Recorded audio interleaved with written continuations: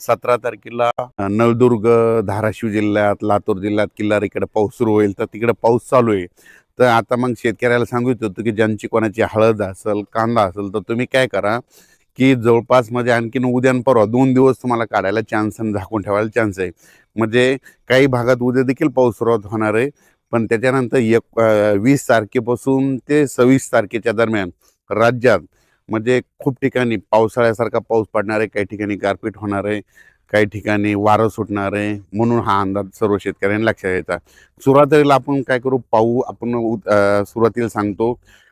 सोलापूर आपलं कोल्हापूर जिल्हा, सातारा जिल्हा, पुणे जिल्हा, त्याच्यानंतर अहिल्यानगर, त्याच्यानंतर आंबेगाव तालुका, जुन्नर तालुका, त्याच्यानंतर इकडे कराड तालुका, इकडे दोन, बारामती, पाथर्डी, पैठण, वैजापूर, गंगापूर, शिर्डी, राहता ह्या परिसरात. त्याच्यानंतर इकडे बीड जिल्ह्यामध्ये कळंब, त्याच्यानंतर कळंब तालुका, धारूर तालुका, त्याच्यानंतर म्हणजे बीड जिल्ह्यात बऱ्याच ठिकाणी म्हणजे बऱ्याच ठिकाणी पाऊस पडणार आहे. त्याच्यानंतर लातूर जिल्ह्यात देखील खूप ठिकाणी पाऊस पडणार आहे.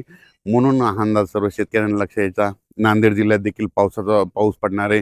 म्हणजे 20 पासून ते 26च्या दरम्यान. म्हणून हा शेतकऱ्यांना अंदाज घ्यायचा.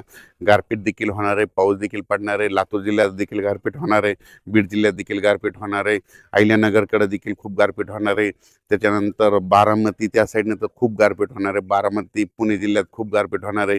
त्याच्यानंतर संगमनेर त्या भागात देखील खूप गारपीट होणार आहे. त्याच्यानंतर नंदुरबार जिल्हा, धुळे जिल्हा, जळगाव जिल्हा, संभाजीनगर, जालना, परभणी, बुलढाणा जिल्हा, त्याच्यानंतर नांदेड जिल्हा, हिंगोली जिल्हा ह्या भागात देखील 20 ते 24 एप्रिलच्या दरम्यान पाऊस पडणार आहे. म्हणून हा अंदाज सर्व शेतकऱ्यांनी लक्षात घ्यायचा. तसेच अमरावती जिल्हा, अकोले जिल्हा, वर्धा जिल्हा, भंडारा जिल्हा, त्याच्यानंतर यवतमाळ जिल्हा, त्याच्यानंतर नांदेड जिल्हा ह्या परिसरात बी पाऊस पडणार आहे. पण तिकडल्या प्रमाणात म्हणजे खूप कमी राहणार, तिकडे जरा जास्त राहणार नाही अवकाळी. म्हणून हे अंदाज लागायचा.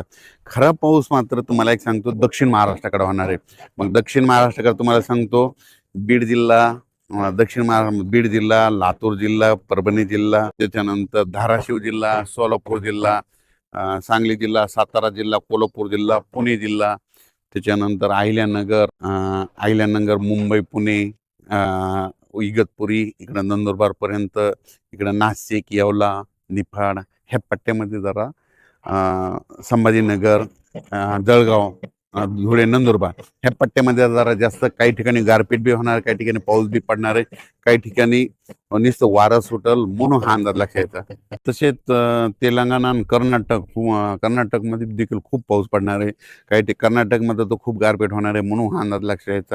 लातूर जिल्ह्यात देखील गारपीट होणार आहे, धाराशिव जिल्ह्यात गारपीट होणार आहे, सोलापूर जिल्ह्यात गारपीट होणार आहे, कोल्हापूरकडे देखील होणार आहे, साताऱ्याकडे देखील होणार आहे, पुणेकडे देखील होणार आहे, बारामती त्याच पट्ट्यात होणार आहे, बारामती 2 त्या पट्ट्यात देखील गार होणार आहे, कर्नाष्टी बीडकर त्या पट्ट्यामध्ये देखील काही भागात गारपीट होणार आहे, त्याच्या अहिल्यानगर जिल्ह्यात देखील गारपीट होणार आहे. म्हणून हा अंदाज सर्व शेतकऱ्यांनी लक्षात घ्यायचा.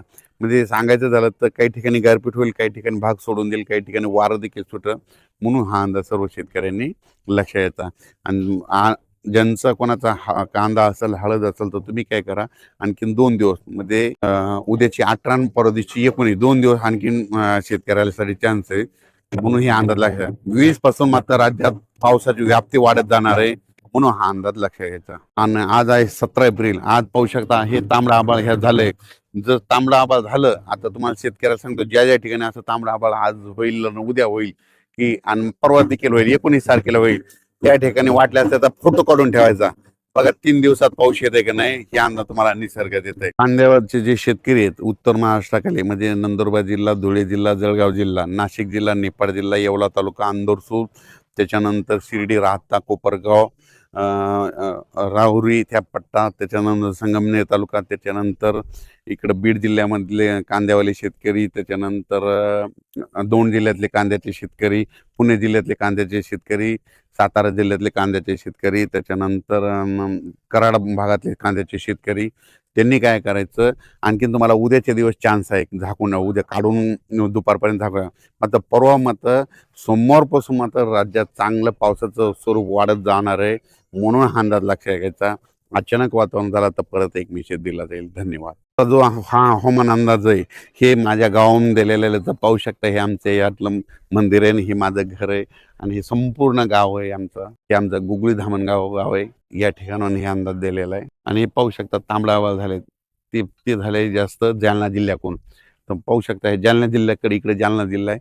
तर त्या जालना जिल्ह्यात बघा म्हणजे आज किती 17, 18, 19, 20 तारखेला जालना जिल्ह्यात बघा पाऊस येते की नाही हे अंदाज तुम्ही तुमचाच पाहू शकता. धन्यवाद.